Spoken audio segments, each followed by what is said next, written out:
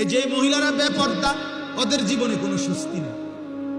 আপনি দেখেন কোনোভাবে না, কারণ বেডির যেহেতু এক পুরুষ দেখাইয়া এক স্বামী দেখবে, এটার উপরে যেহেতু তার তৃপ্তি নাই, তাহলে এ বুড়ির চেষ্টাই হইল যত বেশি সম্ভব বাহিরের বেডই আমার সাজগোজ, আমার শরীর দেহ দেখুক, ততই তার কাছে ভালো লাগে। তাহলে এটার তো কোনো শেষ নাই, কুল কিনারা নাই যে এই আজকে যে আমি সাজলাম বুঝলাম 100 বেডই দেখলে সারবো, আমার আর লাগতো না, এই তৃপ্তি আসবে কি?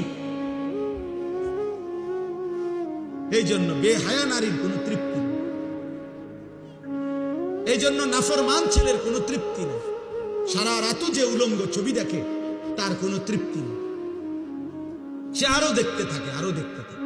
কিন্তু এক পবিত্র স্বামী মনে করে আমার একজন স্ত্রী আছে, বিবি, সেই আমার যথেষ্ট,